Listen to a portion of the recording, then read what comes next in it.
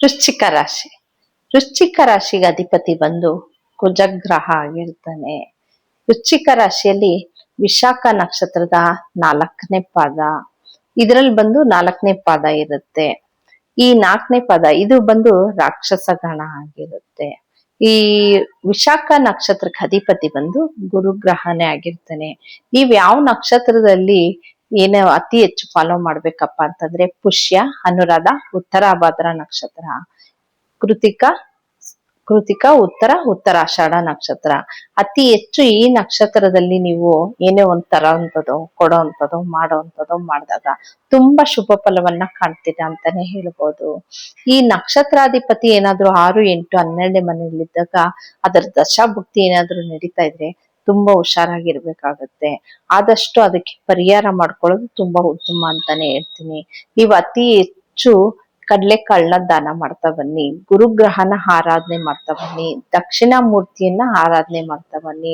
ಅತಿ ಹೆಚ್ಚು ಅರ್ಶನನ ತಗೊಂಡೋಗಿ ನೀವು ಒಂದು ಅಭಿಷೇಕಕ್ಕೆ ಕೊಡೋಂಥದ್ದು, ಕಡ್ಲೆಕಾಳನ್ನ ಕೊಡೋಂಥದ್ದು ಮಾಡಿದಾಗ ತುಂಬಾ ಇದರಿಂದ ಆಗುವಂತ ಅಶುಭ ಫಲವನ್ನ ಕಡಿಮೆ ಮಾಡ್ಕೊಬಹುದು ಅಂತಾನೆ ಹೇಳ್ತೀನಿ. 6, 8, 12ನೇ ಮನೇಲಿ ದಶಾಭುಕ್ತಿ ನಡೆದಾಗ ತುಂಬಾ ಅಶುಭ ಫಲವನ್ನ ನೋಡ್ತೀರಾ. ನೀವು ಈ ಪರಿಹಾರ ಮಾಡ್ಕೊಂಡಾಗ ಸ್ವಲ್ಪ ಅದ್ರ ಪ್ರಭಾವ ಕಡಿಮೆ ಆಗುತ್ತೆ ಅಂತಾನೆ ಹೇಳ್ಬೋದು.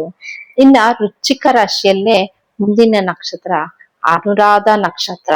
ಈ ಅನುರಾಧ ನಕ್ಷತ್ರನು ಕೂಡ ಮಹಾ ನಕ್ಷತ್ರ ಅಂತಾನೆ ಹೇಳ್ತಾರೆ. ಈ ಅನುರಾಧ ನಕ್ಷತ್ರಕ್ಕೆ ಅಧಿಪತಿ ಬಂದು ಶನಿ ಗ್ರಹ ಆಗಿರ್ತಾನೆ. ಇದು ಬಂದು ದೇವ್ಗಣ ಆಗಿರುತ್ತೆ. ಇದಕ್ಕೆ ಯಾವ್ದಾವ್ದಪ್ಪ ಅಕ್ಷರಗಳು ಬರುತ್ತೆ ಅಂತಂದ್ರೆ ನಾ, ನೀ, ನು, ನೆ ಇಷ್ಟು ಅಕ್ಷರಗಳು ಬರುತ್ತೆ. ಈ ಅನುರಾಧ ನಕ್ಷತ್ರದವರು ಯಾವ ನಕ್ಷತ್ರದಲ್ಲಿ ಅತಿ ಹೆಚ್ಚು ಕೆಲಸ ಕಾರ್ಯಗಳನ್ನ ಮಾಡ್ಬೇಕು ಅಂತಂದ್ರೆ ಆಶ್ಲೇಷ, ಜ್ಯೇಷ್ಠ, ರೇವತಿ ನಕ್ಷತ್ರ, ಇನ್ನ ರೋಹಿಣಿ, ಹಸ್ತ, ಶ್ರವಣ ನಕ್ಷತ್ರ.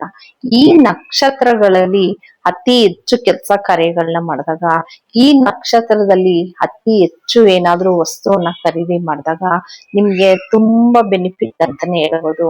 ಅತಿ ಹೆಚ್ಚು ನೀವು ಲಾಭ ನೋಡ್ತೀರಾ.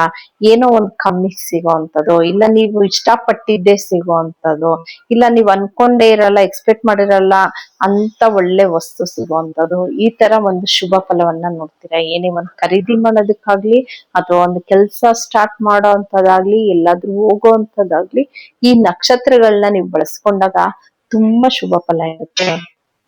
ಇನ್ನೇನಾದ್ರೂ ಈ ನಕ್ಷತ್ರಾಧಿಪತಿ ಅಂದ್ರೆ ಅನುರಾಧ ನಕ್ಷತ್ರಕ್ಕೆ ಶನಿ ಗ್ರಹ ಆಗಿರ್ತಾನೆ ಅಧಿಪತಿ. ಇದೇನಾದ್ರೂ 6, 8, 12ನೇ ಮನೆಯಲ್ಲಿದ್ದಾಗ ಅತಿ ಹೆಚ್ಚು ಅಶುಭ ಫಲವನ್ನು ಕಾಣ್ತೀರಾ. ಯಾಕೆಂದ್ರೆ 2.5 ವರ್ಷ ಅದೇ ಮನೆ ರಾಶಿಯಲ್ಲಿ ಅವನು ಇರ್ತಾನೆ. 2.5 ವರ್ಷಗಳ ಕಾಲ ಚೇಂಜ್ ಆಗೋದೇ ಇಲ್ಲ. ಈ ನಕ್ಷತ್ರಗಳಲ್ಲೇ ತುಂಬಾ ಲೇಟ್ ಆಗಿ ಬದಲಾವಣೆ ಆಗೋದು ಅಂದ್ರೆ ಅದು ಶನಿ ಗ್ರಹನೇ ಆಗಿರ್ತಾನೆ. ನೀವು ಆದಷ್ಟು ಇದಕ್ಕೇನಪ್ಪ ಪರಿಹಾರ ಮಾಡ್ಕೊಬೇಕು ಅಂದ್ರೆ ನಕ್ಷತ್ರ ಅದು ಬಂದು ನಿಮ್ಗೆ 6, 8, 12ನೇ ಮನೆಯಲ್ಲಿ ಇರ್ತಾನೋ ಅಥವಾ ನಿಮ್ ದಶಾಭುಕ್ತಿ ನಡೀತಾ ಇತ್ತು ನೋಡ್ಕೊಳ್ಳಿ. ನಿಮ್ಗೆ ರಾಶಿಗಾದ್ರೂ ಆಗ್ಲಿ, ಲಗ್ನಕ್ಕಾಗ್ಲಿದ್ರು ಆಗ್ಲಿ ದಶ ನಡೀತಾ ಇದ್ದಾಗ್ಲೂ 6, 8, 12 ಮನೆಗೆ ಬಂದಾಗ ಆದಷ್ಟು ಪರಿಹಾರ ಮಾಡ್ಬೇಕು ಅಂತಾನೆ ಹೇಳ್ಬೋದು. ಎಳ್ಳೆಣ್ಣೆನ ತಗೊಂಡು ಅದರಲ್ಲಿ ನಿಮ್ಮ ಮುಖನ ನೋಡಿ ಕ್ಲೀನ್ ಆಗಿ ಅದನ್ನ ದೇವಸ್ಥಾನಕ್ಕೆ ಕೊಡ್ತಾ ಬನ್ನಿ. ಆಂಜನೇಯ ದೇವಸ್ಥಾನಕ್ಕೆ ಕೊಟ್ಟು ಅಭಿಷೇಕ ಮಾಡ್ತಾ ಬನ್ನಿ. ಆಂಜನೇಯನಿಗೆ ಯಥೇಚ್ಛವಾಗಿ ಆ ತುಳಸಿಯನ್ನ ಕೊಟ್ಟು ಅರ್ಚನೆ ಮಾಡಿಸ್ತಾ ಬನ್ನಿ. ಒಂದು ಬಾಳೆಹಣ್ಣನ್ನ ತಗೊಂಡೋಗಿ ಆಂಜನೇಯನಿಗೆ ಕೊಟ್ಟು ಒಂದು ಅಭಿಷೇಕ ಮಾಡಿಸುವಂಥದ್ದು, ಅರ್ಚನೆ ಮಾಡಿಸುವಂಥದ್ದು ಮಾಡಿದಾಗ ಆದಷ್ಟು ಶನಿ ಗ್ರಹದ್ದು ನಿಮ್ಗೆ ಪ್ರಭಾವ ಕಮ್ಮಿ ಆಗ್ತಾ ಬರುತ್ತೆ. ಕಾಗೆಗಳಿಗೆ ಅತಿ ಹೆಚ್ಚು ಊಟ ಹಾಕ್ತಾ ಬನ್ನಿ ನೀವು. ಅವಾಗ ಏನಪ್ಪಾ ಆಗುತ್ತೆ ಅಂತಂದ್ರೆ ಇದ್ರ ಪ್ರಭಾವ ನಿಮ್ಗೆ ತುಂಬಾ ಕಮ್ಮಿ ಆಗುತ್ತೆ ಅಂತಾನೆ ಹೇಳ್ಬೋದು. ಅಶುಭ ಫಲಗಳು ಕಮ್ಮಿ ಆಗ್ತಾ ಬರುತ್ತೆ. ಇದಿಷ್ಟು ಒಂದು ವೃಶ್ಚಿಕ ರಾಶಿಯಲ್ಲಿ ಅನುರಾಧ ನಕ್ಷತ್ರದ ಬಗ್ಗೆ ಮಾಹಿತಿ ಕೊಟ್ಟಿದ್ದೀನಿ. ಇನ್ನ ಮುಂದಿನ ನಕ್ಷತ್ರ ಜ್ಯೇಷ್ಠ ನಕ್ಷತ್ರ. ಇನ್ನ ಜ್ಯೇಷ್ಠ ವೃಶ್ಚಿಕ ರಾಶಿಯಲ್ಲಿ ಜ್ಯೇಷ್ಠ ನಕ್ಷತ್ರಕ್ಕೆ ಅಧಿಪತಿ ಬಂದು ಬುಧ ಗ್ರಹ ಆಗಿರ್ತಾನೆ. ಇದು ಒಂದು ರಾಕ್ಷಸ ಗಣ ಆಗಿರುತ್ತೆ ನಿಮ್ಗೆ.